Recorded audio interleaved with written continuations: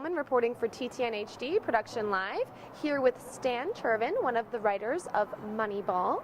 Stan, how did you get involved in this project?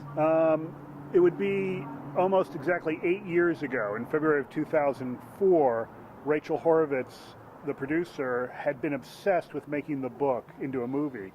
And nobody had figured out how to do it. So I'd been recommended to her by a mutual friend. I read the book, and I instantly saw how to do it. Basically, I reduced the whole book down to 2 sentences, which was, it's the story of a guy who needs to rebuild a baseball team, and in the process of rebuilding a baseball team, rebuilds his relationship with his daughter. And it's the story of a man who discovers it's more important to know his value than his price. So once I could get it down to those 2 sentences, even though the book had been out for about 1.5 years, everyone could see the movie. And we sold it off a pitch, and then I ended up writing it for Sony. So. Are you a parent? Do you have a daughter? Okay. I have 2 daughters and a son. They're now 24, 21, and 16. So they were 16, 14, and 8 when I started. So wow. Actually, my daughter Honor is almost the same age as Casey, the daughter in the movie. So Billy and I had that in common. So you had a really close connection to the script on a personal level. Yeah, I mean, you know, Billy's main concern obviously is he has a great relationship with his daughter. So that subplot had to be completely invented for the movie. And I told Billy that I would never present Casey any way that I would present Honor. In other words, I'd be very respectful. And I really give Steve Zalian and Aaron Sorkin, the other writers on the movie, a lot of credit for... I had a whole subplot with Billy Casey, and they came along and really showed that less is more. That with a parent-child relationship, you don't need a lot of screen time to convey how much emotion is there. And Brad, too. You know, there's a wonderful scene in the movie where he hears her play a guitar.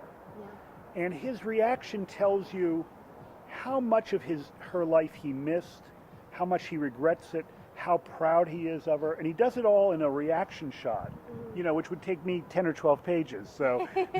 Efficiency, yes. Exactly. So. Wonderful. When you were writing the script, did you envision it the way it was produced and made? From almost the pitch on, so that's 8 years ago, through every draft, the overall structure of the movie has always been the same. It always took place in this calendar year, more or less, of October 2001, when he loses the free agents and loses in the first round of the playoffs, to November of 2002, when he turns down the Boston job. So that had always been the year, and then his backstory, his kind of being drafted so full of promise and completely crapping out as a ball player, was always seen as flashbacks. And then within that year, we always had the structural beats of the showdown with the other scouts, the recruiting of the ball players, Hatteberg, Dave Justice, that first day of spring training where he actually sees his theories in practice, then opening day when he has to sort of reveal this to the public, and then trading day, which is the great scene with he and Jonah where they trade, and then the 20th game. So that's always been the basic structure of the movie from the beginning.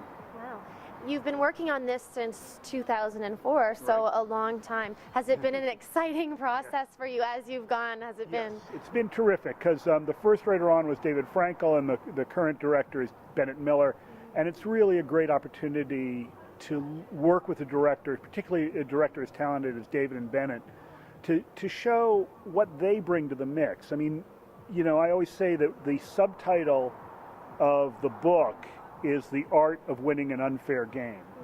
And it's really an unfair task to ask anybody to direct the movie Moneyball. And it's the sheer art of Bennett Miller that made it the movie that it is today. Brad, absolutely the nicest human being in the world. I mean, he's been so great for this movie, because I don't know if you're aware, but we shut down production 96 hours before we were going to start shooting. And Brad has a stack of scripts with $25 million checks attached on his bedside table. And he could have gone to make any of those, and he's stuck with Moneyball. And it's a real testament to him that this movie got made. So, no, it's been a great experience. And Rachel Horowitz, our producer, Mike DeLuca, I've enjoyed working with absolutely everybody on this movie. So. Do you have more sporty scripts coming up? I'm currently trying to finish the first draft of a movie about Caltech men's basketball team who lost 300 games in a row from 1985 to 2010. And Ben Stiller's production company, Red Hour, Ben Stiller and Stuart Kornfeld are the producers on that, and that's at Disney. So I'm trying to get that done. So you've got the niche covered of losing teams. Yes, exactly. I'm the guy. When it comes to losing, I'm the guy. So. That's amazing. I'm going to do the Washington Generals story next, which is, do you know who the Washington Generals are? No. Okay. Washington Generals are the team who always play the Harlem Globetrotters. Okay. And so they've always lose. You know going into the match they're going to lose. So that's the next team I have to cover, the next group of losers I have to do. So. So you were able to work with an amazing team of people on this project. You know, baseball movies are very hard to write, but they give you a lot of metaphors that you can use later. And if you think about Moneyball as a team, the sort of the guys that built the stadium, if you will, are Billy Bean, you know, who lived the life, and Michael Lewis, who built a terrific book. And so they basically built this stadium, and then the rest of us come in and tear up the grass. And, you know, again, our GM, in my mind, is Rachel Horowitz, who's sort of been my guardian angel, the guardian angel of the project. She's the one that really made this all happen. She was the first one on board. Then Mike DeLuca joined us, and later Scott Rudin. But if that's the GM, then the real owner, you know, of this team has got to be Sony Pictures. And it starts with Amy Baer, the exec who bought the pitch, Michael Linton, and Amy Pascal. Think about this. She was brave enough to sort of greenlight this movie twice, you know, which is an amazing thing. And then, as I said, Bennett Miller really makes this movie happen.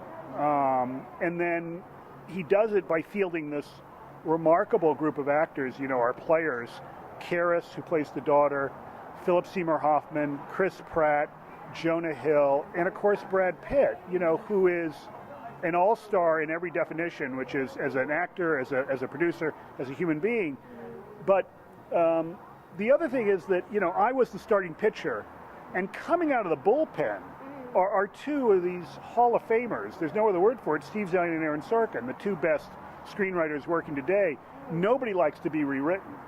But if you have to be written, those are the guys you want to do it. So like I said, it was a really great team experience. So. Wow, that's a lovely metaphor. Oh, thanks. Yeah, it's the one good thing about a baseball movie. So. Oh, well, congratulations. Oh, thank you. This is a huge honor. Oh, thank you. Yeah, it's been a thrill. It's been a great experience. So. Great. And is there someplace online where we can find out more about your work? Nope. Just IMDb and. Yeah, exactly. The same usual places. So. Wonderful. Well, thank you so much, Stan, and best of luck at the Oscars. Thank you. Thank you. I'm Katie Ullman reporting for TTN HD Production Live.